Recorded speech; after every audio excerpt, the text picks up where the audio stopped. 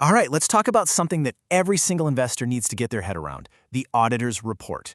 It might sound a little dry, but trust me, it's where you find the real story behind a company's big, flashy numbers. So let's kick things off with a scenario. You see a news alert pop up. A company you've been watching just posted a massive 50 crore profit. Awesome, right? But hold on. As a smart investor, that little voice in your head should be asking, how on earth can I actually trust that number? I can't just walk in there and check their books myself. I mean, seriously, just think about it for a second.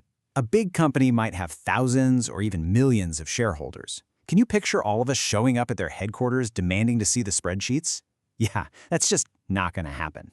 And that gap, that space between what they claim and what you can prove, creates a massive opportunity for fraud.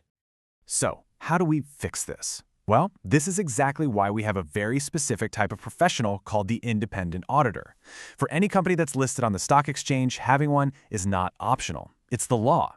Think of them as a mandatory watchdog.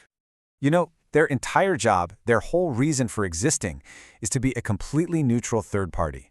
They're the ones who go into the company, they dig through all the financial records, check the bank accounts, and make sure that the numbers the company is showing the world are legit and follow all the accounting rules. And that word, independent, it is absolutely the most important word here. It's basically a declaration. The auditor is planting a flag and saying, look, our opinion is not for sale. The company can't influence us. We are giving you a totally impartial report, whether the news is good, bad, or ugly. Okay, so the auditor does all their homework and then they issue this report. But what does it actually say? And way more importantly, what does it mean for you as you're trying to make an investment decision? Let's break down the single most important part. Buried in pretty much every auditor's report, you're gonna find a phrase that looks something like this. The auditor will state that the financial statements give a true and fair view. Now, it sounds straightforward, but this little phrase is probably one of the most misunderstood concepts in the entire world of investing. So what are they really telling you with those 4 words? Does true and fair mean the company is a fantastic investment, that it's a super healthy business that's about to grow like crazy? Well, maybe surprisingly, the answer to all of that is a big, fat no. And this, right here, is the absolute key takeaway.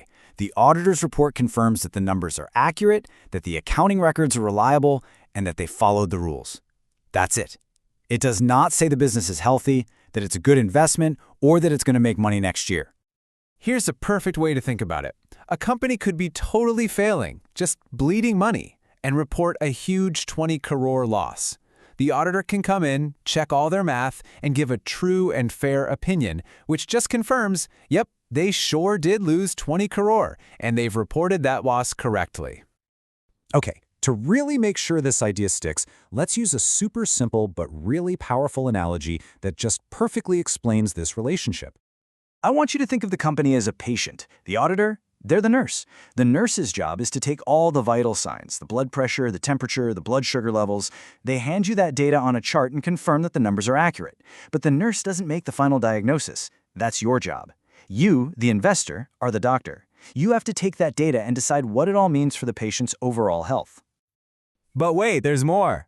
The report isn't just a simple pass-fail grade. The nurse often leaves some extra notes for the doctor. And you can find these incredibly valuable insights in a section called Key Audit Matters. This part of the report is where the auditor flags the specific things that were tricky or required a lot of their attention. And often, they'll even include the advice they gave to the company's management. For you, the investor, this section is pure gold. It's like finding the secret notes in the margins. So let's make this super concrete with a real-world type of example. Imagine there's a car company, and right at the end of the year, they manage to sell 50 cars. Okay, but here's the kicker. The deals are signed, but they haven't gotten all the money from the customers yet. And more importantly, all 50 of those cars are still sitting in the company's warehouse. They haven't been delivered. But even so, the company went ahead and recorded the full profit from all 50 cars on this year's financial statements. So let's put on your doctor hat for a second. Does that sound right to you? Should a company really be claiming profit on something they haven't been fully paid for and that they still physically have in their possession? Well, this is exactly the kind of thing a good auditor would flag in that Key Audit Matters section. They'd probably note that they advise the company to use a more careful approach, only record the profit after the car is safely delivered into the customer's hands. And you might be asking, what's the big deal? Well, think about it. So much could go wrong. A customer could back out of the deal. The delivery truck could get into an accident. By booking that profit way too early, the company is making its numbers look better than they really are. And they might have to embarrassingly reverse that profit later. So, let's bring this all home. The number one thing to remember is that the auditor's report is not the final verdict. It's not a buy signal or a sell signal. It is your essential diagnostic tool. It gives you, the doctor, reliable data so you can make your own smart analysis. So I'll leave you with this question. The next time you see a company splash a huge profit number across the headlines, are you just going to read that number? Or are you going to look a little deeper, act like the doctor, and really diagnose the true story behind the company's health?